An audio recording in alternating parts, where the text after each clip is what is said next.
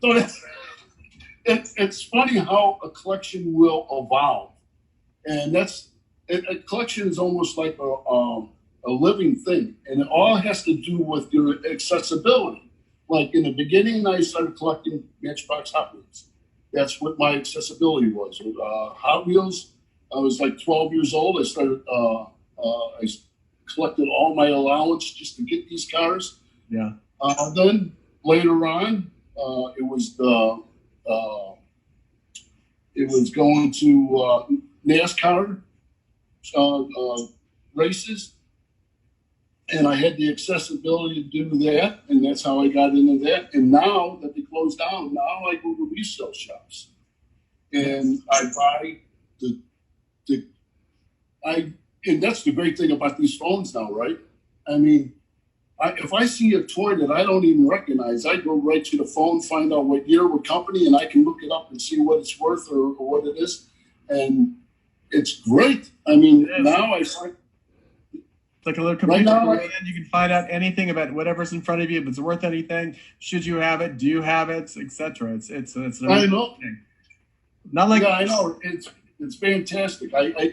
And now that I don't go to races anymore, for 12 years my job changed, and I wasn't doing what I was doing before, moving or whatever. Now I was delivering record stores for lawyers and doctors downtown, and so I had like a schedule where I could go downtown, deliver the thing, but then I would get an hour off for lunch and I could go wherever I wanted to. And doing so, I realized that I had accessibility to resale shops. There was like 8 resale shops that I would go to every week. And in that every week, I would find stuff that was unreal. Like this thing here, I picked this up for $2. And this is a slot car of, I forgot the name of this car. Silhouette? Oh, I forget. But this thing is worth about $200 or more. And I bought it for $2. So what I'm showing you is the best finds that I've found in a resale shop so far. And that's, I couldn't believe the price when I seen it. I had to buy it. That's amazing. That's an amazing buy. So let's go throughout your collection. Let's show me what's on the walls. Show me what's happening in the whole room. Let's show the viewers what's happening. Yeah. Let's start from the beginning. When you walk down, what do you see first? All right. Okay. We'll show you this.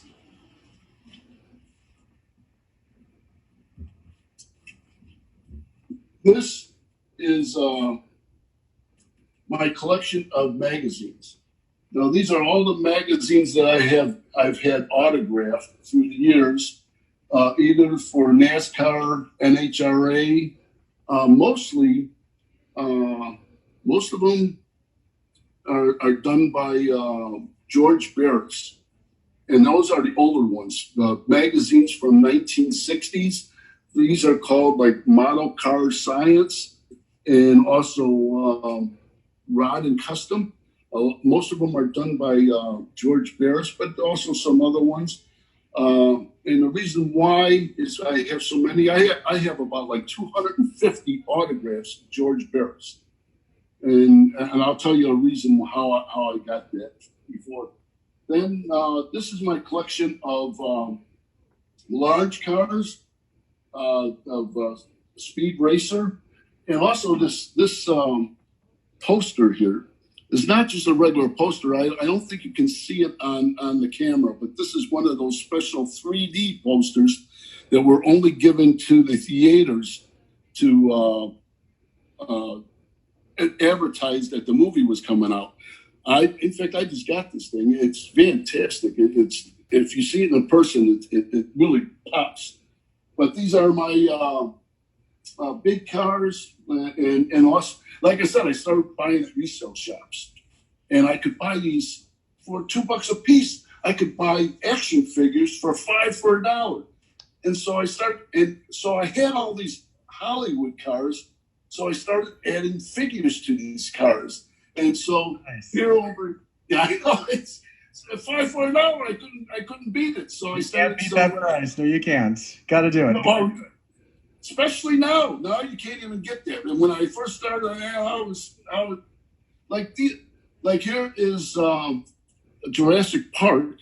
Jurassic Park. This thing's over $100, and here I bought it like for $2, and so I really started getting into action figures of the aliens, of robots, of any kind of action figures ever. Also Jurassic Park, and also Godzilla, King Kong. It's once I started, I couldn't stop. Well, I tell you what stopped me is price. You can't buy them for $5 for $1 anymore. It's funny. Now what I see at resale shops is everybody has a phone, and they're not collectors anymore. They're resellers. They're sellers. They're not collectors anymore. They're sellers. So so because of that, the prices have gone up. So now it's really hard to find something that's really worthwhile to buy anymore. But this is my Hollywood 1/18 scale collection. And so most of them are, I have about half of them autographed with picture proof. Most of them are autographed by George Barris. But there's a lot of other stuff that people that have autographed.